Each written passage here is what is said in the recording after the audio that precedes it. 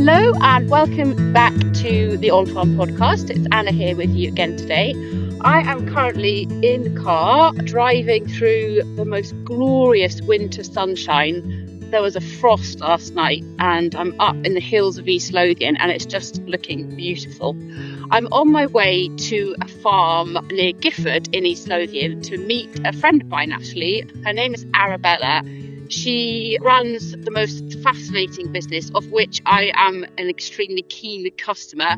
She's married to a farmer. She comes from a rural background and effectively I just really want her to tell you her story because it's an amazing story of female entrepreneurship and inspiration in nature. And she's a very clever and an inspiring lady. So really looking forward to giving her the chance to tell you her story. And what I'm also able to do for you is to provide a little bit of Christmas present inspiration. So if you're listening to this and there's somebody in your life, maybe a lady, but not necessarily, if there's somebody in your life who you're just stuck for present ideas for, then hopefully this episode will give you a few ideas. So I'll be there in about 5 minutes and I shall get Arabella to introduce herself. Thank you, Anna. So I'm Arabella and I'm one half of Raven Botanicals, which is a natural skincare and beauty brand based on Yestermains in Gifford. And the other half of the business is your sister, is that right? That's right, yeah, my younger sister Charlotte. Right, so you're going to tell us soon about how you and Charlotte started the business, how you run it, the division of labour between the two of you. And then actually we're going to go and see, I called it a workshop, which sounds a really unfair name because actually what it should be is like a magical studio or something. What do you call it? Apothecary. We call it the studio or the lab. Oh, right, brilliant. Yeah. Well, it's certainly where the magic happens. And as I said in my introduction, I'm a long time and very happy and delighted customer of yours, and because I just love everything you create. But since we're in the woods, first of all, having a walk, can you maybe, let's start at the beginning. Can you tell me how the business started and why and where your inspiration came from? Yeah, of course. So Charlotte and I grew up with our brother Ewan in the Borders in a little village called Maxton.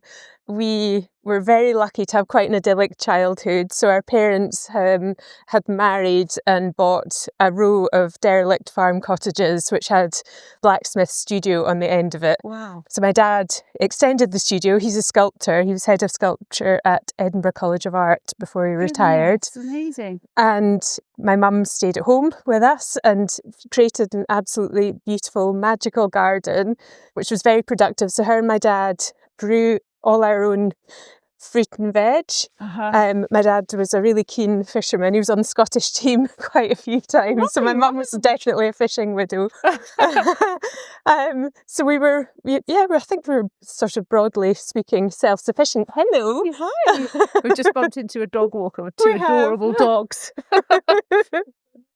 So yes, we grew up in a really lovely self-sufficient home.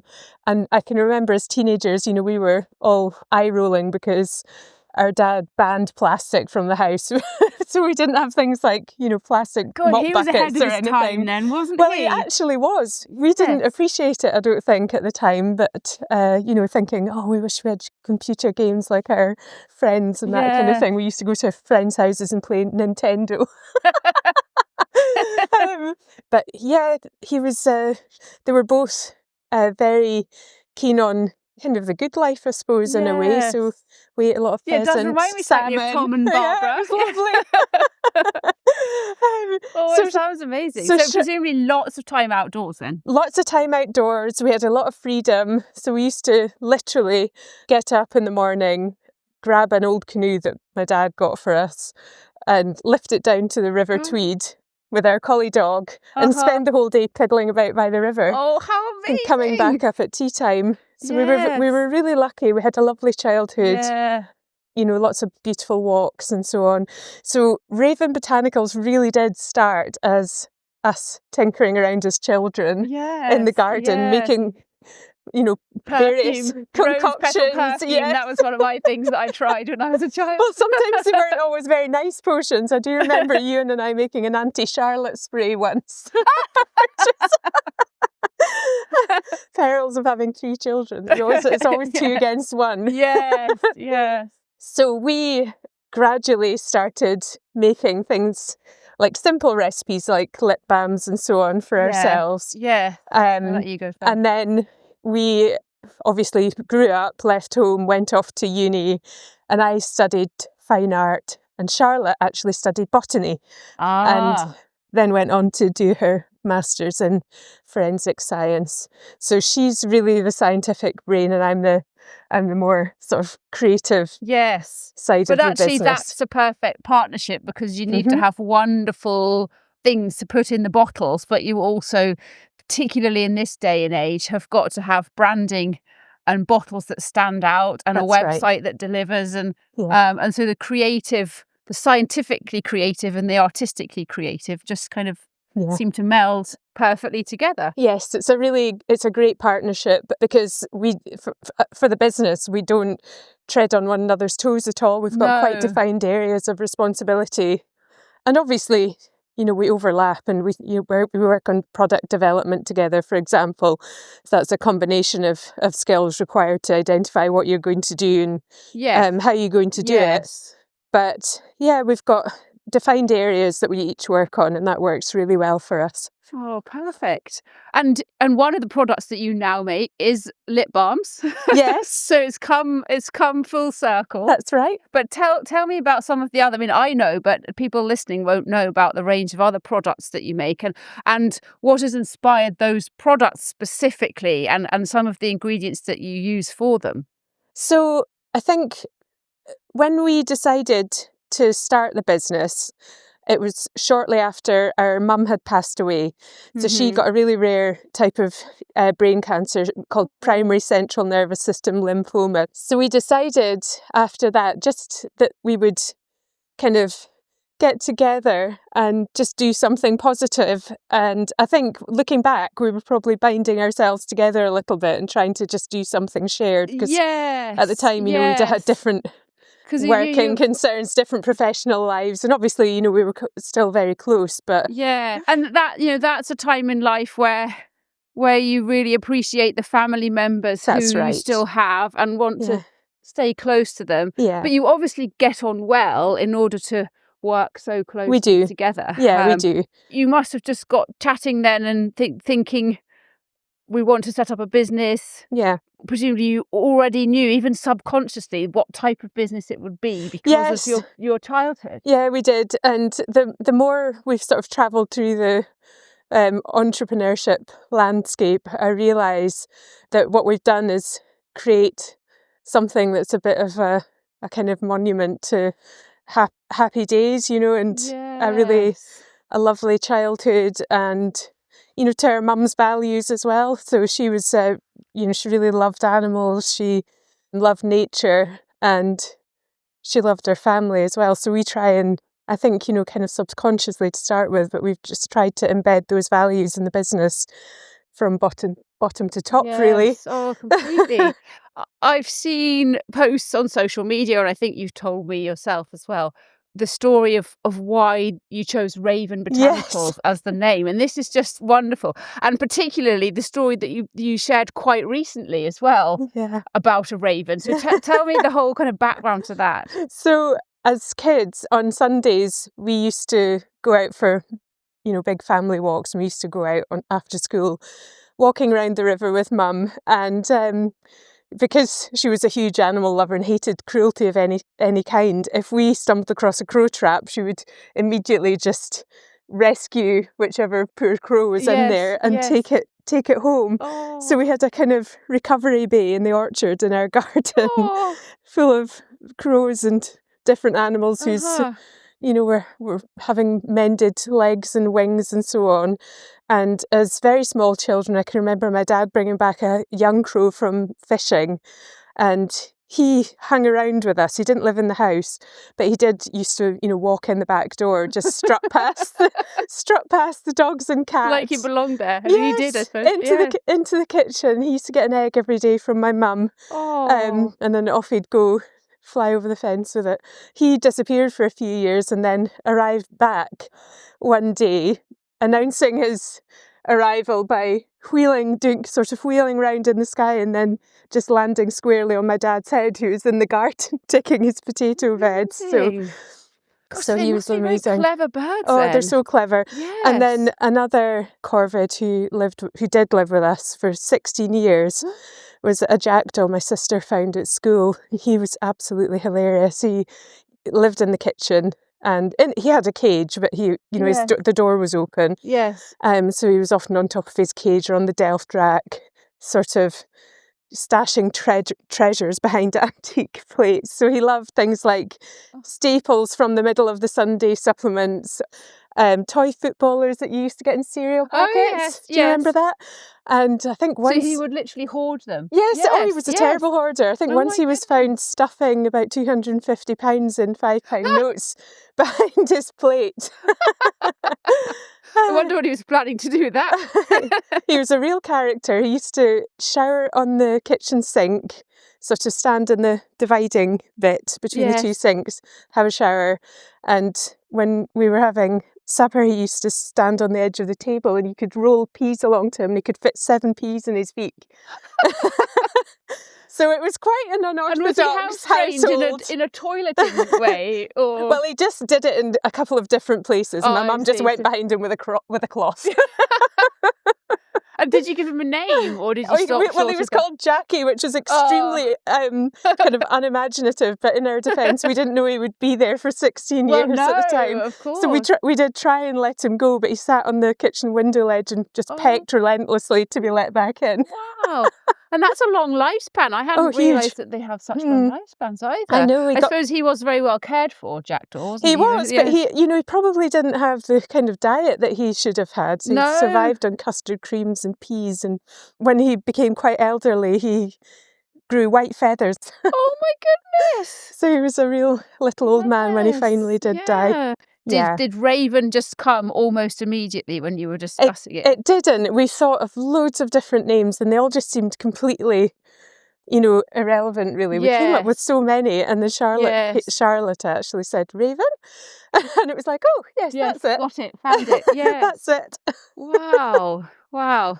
I imagine, though, there is still a big step between your kind of creative skills and Charlotte's botany degree, between actually then being able to make commercially sellable products. Yeah. So how... Our business journey, because neither of us really had any background in business or entrepreneurship or an education in it, has been one ginormous learning curve, and we're still working it out as we go. Yeah. So I did things like joined a business accelerator with the Royal Bank of Scotland, which is great. Yes, which actually I am on, and so is Dave, our producer. So it's like the Business Accelerator family. Yes.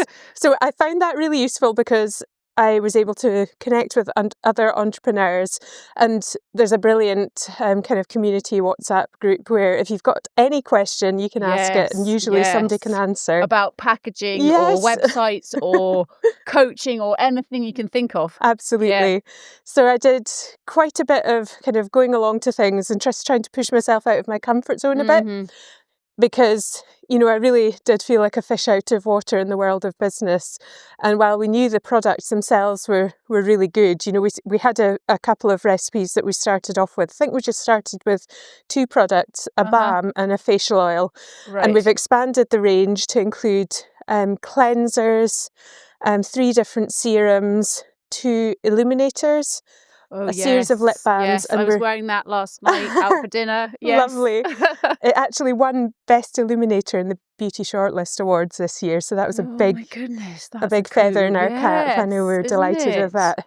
Right, so, we're just avoiding the mud. Making it's hard and frosty everywhere except this. It is. We're on a dairy farm, so we are. That's so why it's the kind of mud you don't want to stand in. Yeah. So we are also about to release some body oils and bath salts. Super excited if we can get labels sorted and printed before Christmas. And so that's why I was saying in my introduction that this is a great episode for getting Christmas present inspiration. If you go on the website, you can see all the whole beautiful range, and if you're stuck for ideas, then that's a good place to start. Yeah. And have you again, if you've done extensive market research and things like that when it comes to product range, or do you just get a gut feeling when you're talking to people at events? Well, we obviously, people ask us for things. Do you have an X, Y, or Z? Do you have a body oil? Which you asked me this morning. I asked this morning, and then the answer was like, well, yes, actually, any day now we will. So I'm delighted. Yeah. So it's a combination of that, and then thinking really more holistically about the range. So what do we have in a particular category? You know, so have we got a full facial range? Is there anything missing? Yeah, we're working away all the time on new product development and just learning, you know, more formulation techniques.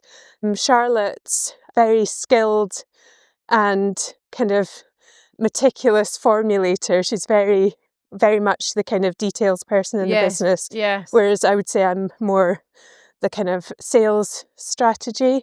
Yes. And you've developed the brand, presumably person. in consultation with Charlotte, but but you've developed the brand and managed the website, presumably. Yes. Yeah, we do all of that in-house. We did work with a designer to come up with our visual identity. So we did the word mark ourselves, and then worked with a designer and we gave them a whole load of images of Dad's sculptures.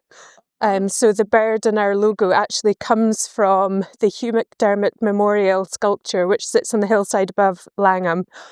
And is featured in the Great Tapestry of Scotland as well. My so goodness, if anybody with an eagle eye who's been to Galashiels to see the tapestry, you can try and find our special word.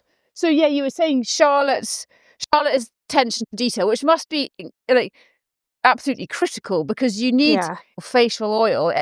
Every batch has to be the same as the last batch so that you've got consistency of product. So absolutely. And there are quite detailed calculations that have to be done every time we're making in relation to allergens and things. Oh, I see. Too. So we're really on top of all of that. In fact, I'm pleased to say that we're almost a year ahead of where we need to be because of Charlotte's attention to detail. Gosh, yes. And so, but that just highlights another job within the whole process, because presumably you've got to kind of do your research to make sure you're on top of all of these legislations as well, haven't you? And it's different for every country too. So we're about to go into the EU, and that's another area that we just need to be completely on top of. Your products are EU compliant as well as different for every country within the EU as well. Oh, you're joking. No, I'm not. So the packaging rules change, you know, things like which recycling symbols you need to have on there and which languages you need to have on your packaging. So that's actually one of the prohibitive things, I think, in relation to exporting. It's just the cost of producing additional packaging for each market. Oh my goodness. Now, some people might be assuming, because we haven't told them otherwise, that you sell through local events, because there are many wonderful businesses making cosmetic products or food and drink or textiles who do just only sell in small markets. But and I know that throughout your journey, you have been to a lot of small markets, and that's probably critical to kicking off. But you sell much wider than that, and you've just hinted at that, haven't you? But I saw something on Facebook the other day about a new supplier, and this is big game stuff, isn't it? So tell me a bit more about that. It's exciting. So a few months ago, we received a message through the contact us form on our website, and it was from Holland and Barrett, which was really exciting. So it took me a second, to sink in, to believe that is this real? So we've been onboarding with Holland and Barrett, so we're going to start selling with them online any day now. It should be, I imagine, will be online either today or Monday. That's what I'm expecting. That's been a very detailed process. It's required us to look at all our our policies and so on, and really bring our packaging up to scratch in terms of, it's got to have everything that we need for compliance, obviously. We've reprinted labels, but we're delighted to say that we're going to have 8 SKUs online within a matter of days, which is brilliant. And we're literally just onboarding with an Irish distributor too, starting to supply Ireland. So that's the start of our exporting journey, which is really exciting. And how else do you sell then? You do you still go to Christmas markets and events We like do. that? Yeah, we do. I think there are so many of them now. It's hard, you know, to Yes. sort of know which ones to do. But we're still doing several of them this year. So we're gearing up to be exhausted Well, you did by mention middle of that you December. didn't clock off work until 10 o'clock last That's night. exactly right. Yeah, so the next few weeks up until Christmas will be crazy. Exactly. So I'm just about to take you into our studio, Brilliant. and I've apologised in advance because it's possibly a bit chaotic because we were working so late. So we didn't deal with our cardboard rubbish yesterday, so there'll be piles of it. And you mentioned about your dad and the plastic. Is that something that you try? Oh my goodness. The first thing that hits you is the amazing smell, which I shouldn't really be surprised about. Should I close this outer door? Yes, please. Yeah. So I've got, the first thing you're going to see is a dry robe because it was chilly last night. That's a very pretty one. Well, yeah, so do you try with minimal plastic as well in the same ethos as your dad? Yes, we do. So we package all our products in glass and aluminium, and I think the only bits of plastic on our packaging are possibly the little squeezy bits at the top of the dropper caps. And then obviously we have which you can't do anything about. No, I shouldn't think. And there's a plastic tube on the pump so yes, bottles. the facial oil, as an example, has like a pipette, doesn't it? So That's that right. Plastic. I can't think you could make that. No, you couldn't. But we do offer refills, so people, if they've got a dropper at home and they want to replace the product, we can send them the product with an aluminium cap. That's right, I remember that. So we can do a totally plastic free. And our new product boxes, which we had printed ahead of going into basically, if you Google Raven Botanicals, you can find the website and just see how beautiful. Yes, you can. Your nails match. That's right. Well, I think I'm just drawn to these colours. Yeah.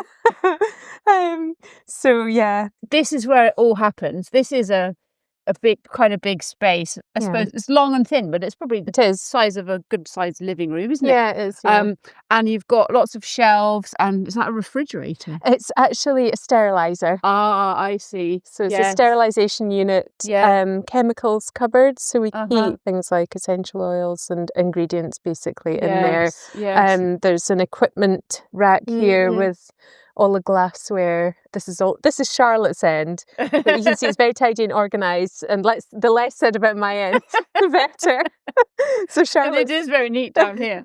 Tools and so on in here. So we use mainly stainless steel tools and some bits of plastic as well in there. Yes. And we have got machinery up here like homogenizers, overhead stirrers, magnetic stirring plates, kind of compliant scale. You have to have that calibrated, although ours is a self-calibrating one, which is very nice to have. And we've got a brand new filler underneath the desk, which we haven't started using yet because we're so intimidated by it. That's going to be one of my questions, actually. That's a bottle filling machine. Yes, it is. So does that mean that to date you have been filling this by hand, every bottle manually? We're very much still in our Flintstones era, but Charlotte is extremely fast. She's like quick draw McGraw filling bottles. But one thing creating the order for Holland & Barrett, which was I think about 600 units, showed us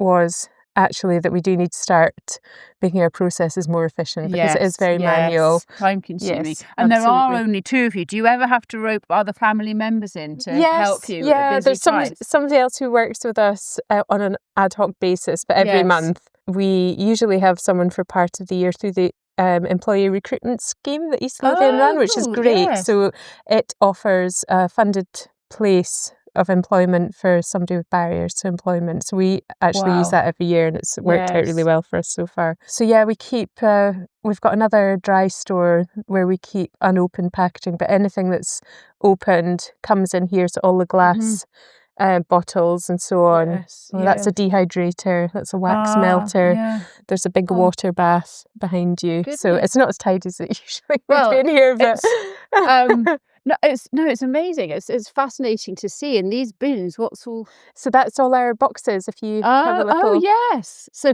they just pop open and yes. They're actually quite easy to assemble. I'll show you one. Yes. It's a different assembly than our last bottle, so this is the kind of thing you have to get really fast at doing.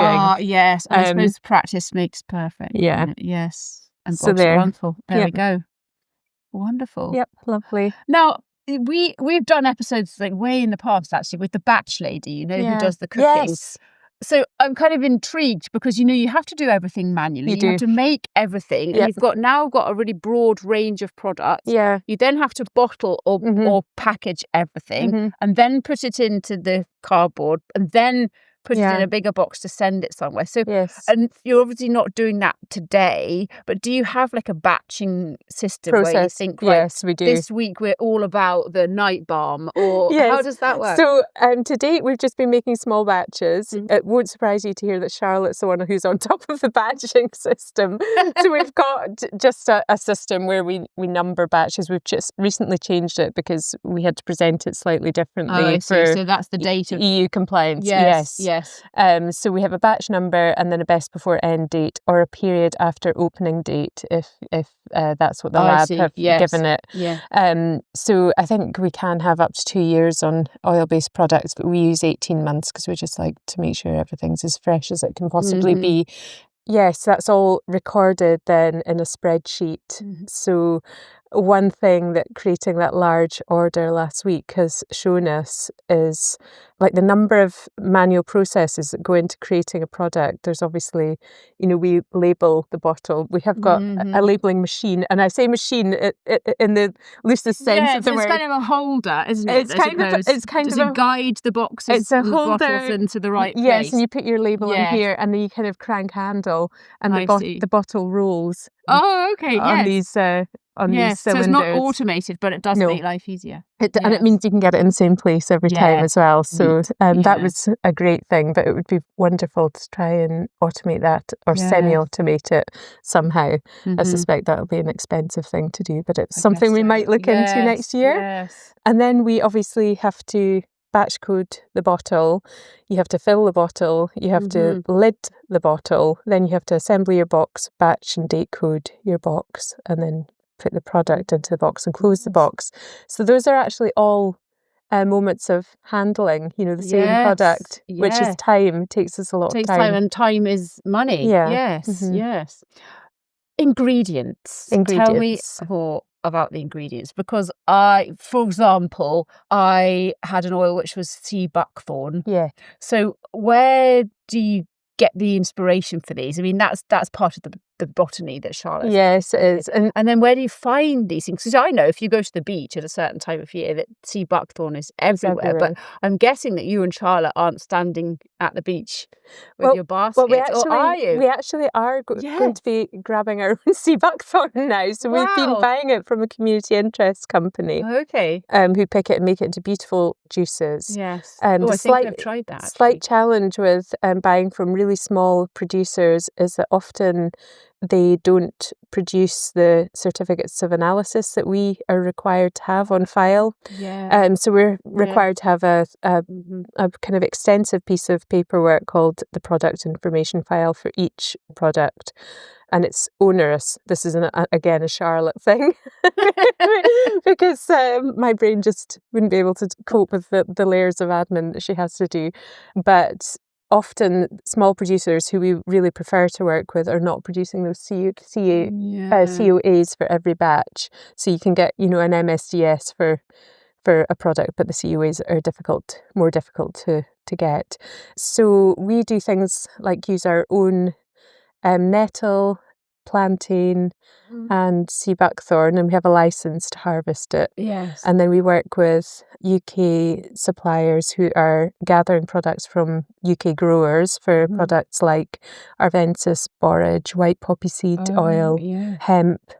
Yeah. There's a big hemp Yes, resurgence. I in know, it's an Scotland, amazing. actually. Yeah, it's an Yes, amazing big ingredient. product. Yes. So I think of the facial oils and rescue serum, there's something like 85% of the product is UK sourced, which is great because it's good. Amazing. It's good in terms of carbon footprint because you are not flying so many ingredients around the world. And for ingredients outside the UK, we take care to work with kind of responsible producers, basically. Yes. So an interesting ingredient that we use in Rescue Serum, which is our product for clarifying and soothing irritated skin, is marine algae, and that's grown in an incredible eco facility in France. So it's not taken from the ocean, so we're not disturbing, the No. ecosystem of the sea, but it's grown in this facility, and the gases it emits when it's growing are used then to power the facility. So it's an amazing circular ingredient as well. Other ingredients, things like circular grapeseed and raspberry seed oils that come from the juice and jam industries. So it's a they're byproduct, really. Yeah, zero waste ingredients. So yeah, we're picky about ingredients. Yeah, well, quite right, because you've got to stand by the quality of your product, and that's how you get the custom. Absolutely. Yeah. And in terms of, now, I don't need you to give me any figures, but in terms of investment, I mean, did you and Charlotte put in the money yourselves at the beginning? We did. And then have you got any outside investors, or have you been able to use profit to then grow the business? So we're really bootstrapping. I think we started with about, I think at the very start we put in something like a few £100 each, and then Mum had left us a little bit of money, and just every time we needed something else, we put in another £100 each. I would say we put in about £1,000 each at the very beginning. And obviously, as time's gone on, we've needed additional bits of kit, machinery, and so on. For example, the sterilizer and things. Yes. So you must have kept a close eye on the profit and loss to make sure that you're reinvesting and you've got the money for what you need. Absolutely. Yes. And, more recently we've kind of overstretched ourselves to do things like box the whole range. We hadn't done that until a year ago. And that's several thousands of pounds to do it, because to get a good unit price in a box, you need to buy like 12,000 boxes. Yes, exactly. So hence you've got a lot of containers here, all with the different boxes. Yes. So my goodness. And that's an upfront investment. It is. Yes. And obviously, we'll realise the value of that bit by bit. And labels are another thing. You need to buy thousands of them to make it financially viable, really, to do. Otherwise, your product cost itself to the consumer would be just too high. Exactly. So as an example of what a box might cost, if you buy 12,000 or whatever we bought, the unit price that we paid and they're produced and made in the UK was something like 30p, whereas for another product which is in a jar, which is the only product of that size, to get 1,000 of those made, it was almost £1 each. So there's a really wild difference. There is, and that's what sometimes people don't realise is that you've got so, not only the touch points that you've already mentioned, but all of this equipment, and then the labels, the bottles, the labels, the boxes. It's all the cost that exactly you've got right to consider. And then obviously there's your marketing activity, which is I am literally fielding several emails a day from people popping up in my inbox trying to coerce us into doing online advertising. I can help you double your business, all of that kind of thing. So they're immediately marked as junk.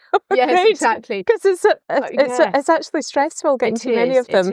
And it's a little bit like, the old school car salesman type thing, because you just don't know who to trust. No, exactly. And we did try a bit of online advertising, which was terribly expensive, and we really didn't see kind of benefits. No, exactly. It's got to be organic stuff, hasn't it? And people coming through genuine recommendations. But then there's still a huge amount of work that goes into presumably you do all of the social media. Yes, we do. So that, as I know, is very time consuming. And it's energy consuming. Yeah. Thinking, okay, what should we do this morning? Or, I'd like to say, what should we do next week? But we're not thinking that far ahead sometimes, especially this time of year when it's very busy, things, even if we do have a plan, obviously, in business, you're kind of drilled to have a strategy and carry out your strategy. So we do have a broad strategy, but that immediacy is also important, I think, in terms of the authenticity of your communication with people. Exactly. And in terms of admin as well, you can't just not reply to Holland and Barrett because they weren't on your to-do list today. Exactly. You've got to be able to flex and do what's important. You've kind of already said that coming next is bath oils. Yeah. But I often say to people who I chat to for a podcast, if I was to come back in 5 years' time, which hopefully I will, for another chat, what do you think we'll be talking about? What might be different in 5 years? So in 5 years' time, I think we will be in larger premises. We're already Still on the farm? I mean, possibly if we Yeah. could put a simple building up here. We've got so this you've got yard at the back. space, just have to speak nicely to the farmers. We could do with about twice the space we've got at the moment. I think we Could could. you? Yeah. We could for Yeah. storage and dispatch and a Yes. little office space and a racked finished product storage area. Mhm. But at the moment, our turnover of products is actually quite it's quite good. So we don't have a lot of stuff sitting around for a long time. And we've got a good system where, we know what we need to make. We're only in production 1 day a week at the moment. I mean, it's a blooming long day, I have to say. bet, So we were at it from about, what time I think my sister arrived here at something like 9:30 yesterday, and I think she left at 10:30 in the evening. So we did a really, really long day.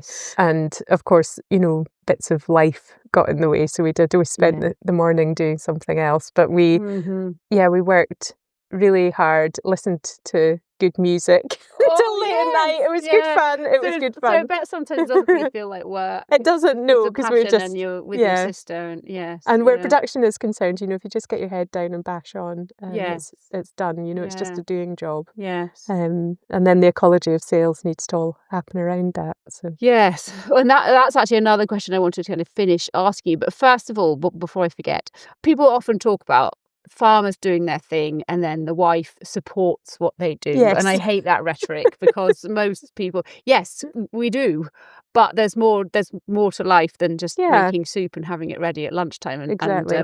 And so, but you are, Spencer, your husband, is a farmer. You are away a lot. I said, should we speak next Monday? And you said, no, sorry, I can't. I'm in London. So there's a lot of mutual support that's right. On. Oh, but, absolutely. I'm actually going to 10 Downing Street. That's where I'm off to. Oh my goodness! on Tuesday. I know. I absolutely. think Kia needed a bit of knock me down with a feather. That's amazing. So I'm going to reception there. So it's just it's part of the Scottish business community, I think. Amazing. So I'm looking forward to that. Yes. So I've had a lovely blouse made by Holly from Totty Rocks, who's a great Scottish designer in Edinburgh, and I'll be going and. Has it got ravens on it? No, but it's tartan. Oh, it's really nice. Oh, wonderful. So Spencer has to hold the fort when you're at home and do the school run, and I do the yes, he does. When you're not at home, I usually do that in the daytime. You do that if you're here. I do. And if you're in London, it's his job. I guess. Exactly. And I'll be off next year. I think I'm going on a trade mission to Canada. So we're really interested in North America because of the Scottish diaspora. Yeah. And our brother moved to Canada over a year ago. So I think there could be an opportunity for us there. So we're going on a Chamber of Commerce trip in March, I think it is. So very exciting. But you and Charlotte together. No, I'll be going on my own. Yes. So that's my department. So if you're thinking about expansion, which you are, and you want to grow. So in 5 years' time, I think we'd like to be a really, a great, profitable, solid business. We'd like to have really invested staff team. We'd like to be in larger premises. We'd like to be exporting, and I'd really like to have grown our D2C, because I think that's where one of our real strengths is in connecting with people. So that for people who don't know, that means direct to consumer. Yes, that's right. Yes. So we've got a great return rate. We've got something like an 82% return purchase rate, which means that we're quite strong in that area. But it's because we do look after our buyers. We communicate with them, and we enjoy getting to know them, I suppose. So we really are a kind of family business. We wouldn't want to be, I don't think, a huge faceless kind of brand. That connection is really important for us and for the brand. Definitely. And that did remind me of my other question, which was, we've talked about Holland and Barrett. We've talked about Christmas markets, which is the direct to consumer. Yeah. Obviously there's web purchases. So sometimes, even though I only live 20 minutes away, sometimes if I need something, I'll order it online because it's easier. Where does everything else go then? What which different avenues does all the stock end up at? So we have a small number of independent shops who are buyers. So, for example, Restoration Yard, Foraging Goat in Paddington. Yeah. So we've got outlets in various places around the country. Yeah. It's not really, that business to business trade is not something that we've kind of focused on. We've really mainly been D2C so far, but we're interested in growing it. Yeah. It's obviously less profitable for us, but it means that we can reach more people. Yes. And so that has a good... some of those then might become direct customers. Yes. If somebody buys in Restoration Yard, they might then become a direct customer through your website. Yeah, exactly. And we're starting to sell through other people's websites. So, for example, Counterculture, that we're on there now, which is a really nice website. And there's a new one in Haddington, based in Haddington, called Glow Found as well, which is similar kind of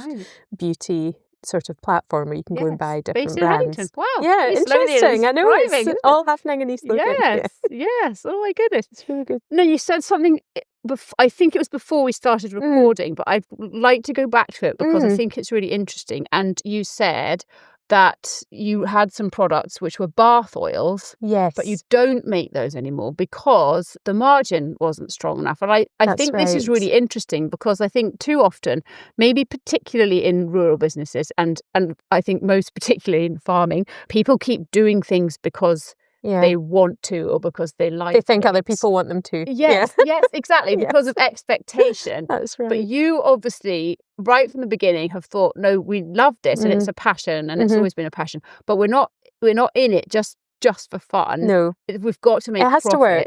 And Absolutely. so if there's a product that's not making you a margin, then you have to be a bit ruthless and say, right, we do. Can't do that anymore. Yes. Even though people like me are devastated because I love the bath oil. So that's really interesting. Yes. And tell me more about how you managed to make those difficult decisions. So I suppose in one way it's not that difficult because you have a look at, our cost of production for the bath oils was really high, and we tried to keep our price to consumer sensible so that they're accessible and affordable for people. And then actually we weren't selling the volume of them that we needed to justify holding all these expensive ingredients in stock. So from that perspective, it was actually a bit of a relief. And I'm also thinking of another example. We've got a lovely serum called Spellbound Serum, and we used to do it in 2 sizes because it's, again, another really expensive one to produce. It's a rejuvenating serum with bakuchiol, which is kind of heralded as a plant-based alternative to retinol. It's got a lovely UK-grown I think that's the only product of yours that I have not it's owned, lovely. actually. No, so it's I think lovely. I might have to It's actually my favourite one. I know I shouldn't have favourites. Yes, I know my mum had it, but I don't think I've had it. So sorry, you had it in 2 sizes. So we had it in 2 sizes until fairly recently. And of course, because we're busy running the business, sometimes you don't kind of have time to sit down and do that strategic look at things. And we had it in a 10ml size and a 30ml size. And when I did sit down and have a look at sales and have a look at the cost of packaging and materials, I realised if we just excised the 10ml completely, we could get the price of the 30ml right down, which... it's still the most expensive product that we do. But it was more expensive before we got rid of the extraneous packaging that we were only buying for one product. So, unit prices were high. Sense, so I think these are the things you learn, though, when you're running a business. You try and be customer focused, and we really are customer focused. But then over time, you learn how to balance that with your needs as a business and your need for profitability, and which is all adding towards your kind of staying power, your longevity as a business. Yeah, well, exactly, because it's not just a flash in the pan. You want to be doing this. Hopefully, one day one of your girls will be in charge. Yeah, absolutely. So this well, is one of them, thing. when we had our busy week last week, one of them was out here in their slippers assembling boxes for us, the younger one. Yeah.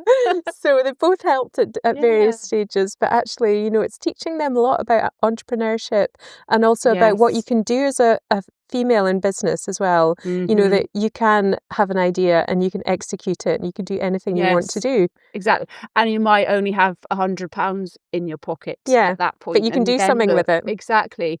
So that's actually my final question, because you've got to go on the school run, so I don't want to keep you any longer. But if there was somebody listening, male or female, but maybe particularly female, who's thinking, I mean, this isn't exactly a farm diversification, but it's a diverse business on a farm. But if there's somebody thinking, well, maybe I've got a bit of space that I could use, or I've got an idea, or I've got a skill, what would your advice to them be? I would advise that person to think about what they enjoy doing, think about the potential of their space, because I think often people struggle with, looking at something in its current state and not being able to see what it could be. So try and nurture that bit of your brain that, can think wildly. What could this be? Oh, it could be absolutely brilliant. So I fully admit, I would be the kind of person to look at something and just my imagination starts working in overtime, thinking of all the things you could do and, and how could you practically implement something.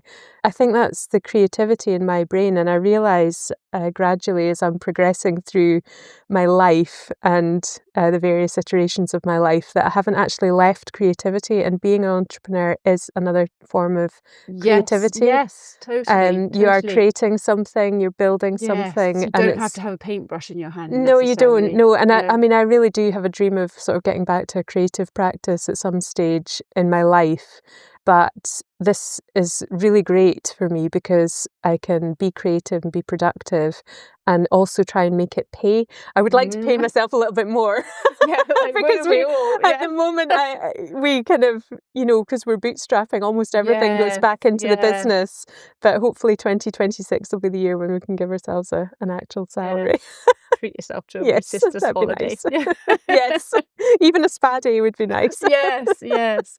Oh, so basically, but there does need a bit of thought behind it. I would say go for it. Use your imagination and don't be kind of curtailed by trying to think too practically, because big ideas can lead to really big things happening. And there's support out there. There's a lot of support from things like Business Gateway, Scottish Enterprise, the Royal Bank Accelerator, which was really good for me. Just even in terms of having a community of people I can talk to, get out there, engage with the Chamber of Commerce, take advantage of all the courses and things that are out there, but be picky. Think about what you are going to enjoy learning about and lean into what you're good at and you enjoy. Yes, Oh, amazing. I think we've covered everything. Thank you so much. Thank you. That's not too boring for people. No. God, I love that. So that's me on my way home again. The sun is still shining. And I had a really, really good time. Really enjoyed hearing Arabella's story. I'd heard bits of it before, but there was loads of stuff there that I hadn't heard before. And gosh, it just goes to show you find something that you're passionate about, and in the grand scheme of things, a very small amount of money and something amazing can grow. So hopefully that was inspiring for people. And as I said earlier, if you Google Raven Botanicals, you can order online if you think that somebody in your life would love some beautiful and natural skincare for Christmas or for Mother's Day or whenever you happen to be listening to this podcast. So thank you very much for listening. As ever, I'd like to thank Gillespie McAndrew again, Scottish legal firm Gillespie McAndrew, because they are our sponsors and generously supported this episode. So thank you to them, and we look forward to coming back again in a fortnight. We are fortnightly now for episodes, so we'll be back again soon.